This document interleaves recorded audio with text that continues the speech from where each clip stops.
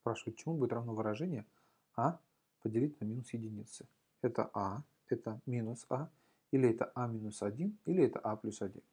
Мы вспоминаем с вами правило. Для того, чтобы положительное число большое поделить на отрицательное число минус большое, нужно положительное число поделить на большое, поделить на положительное число большое и перед частным поставить знак минус.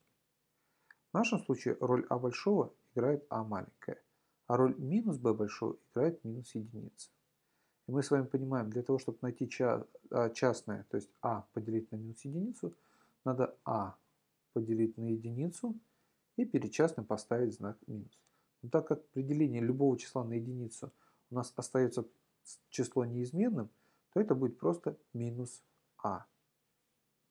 Здесь вот минус Таким образом, правильный вариант ответа – это минус На этом все.